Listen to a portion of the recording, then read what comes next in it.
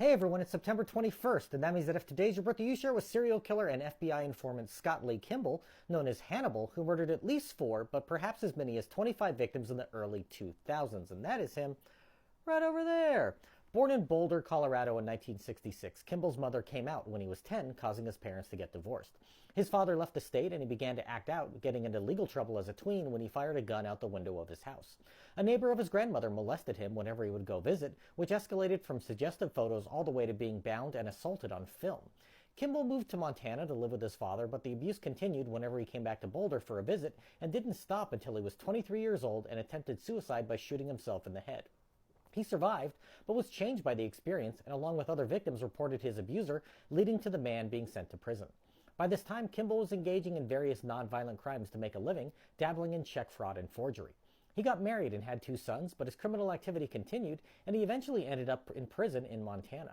After escaping from a halfway house in 2000, he kidnapped and sexually assaulted his now ex-wife, fleeing to Alaska to evade arrest.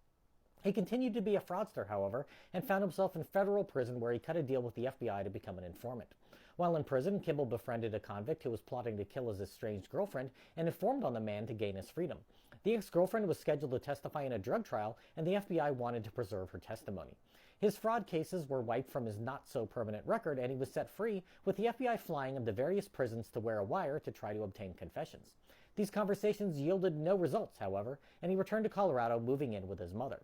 He returned to his fraudulent ways, using an organic beef company he set up to cover up his misdeeds.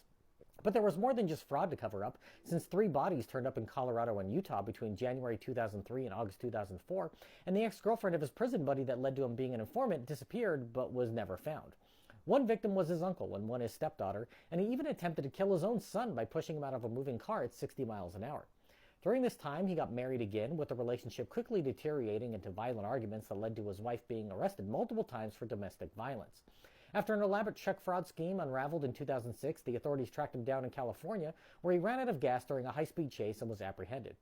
Kimball then confessed to dozens of murders, and prosecutors say that he picked on the vulnerable, drug users, runaways, and people with warrants, so victims and their families wouldn't receive the attention of the authorities when they went missing.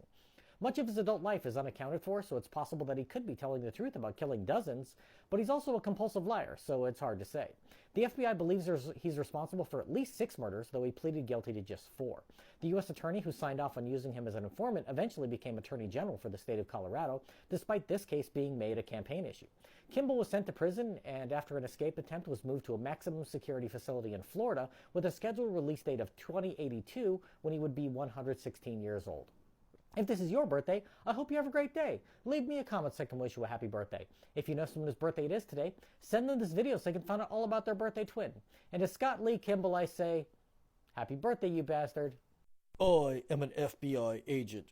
Sorry, I can't do a Keanu Reeves impression.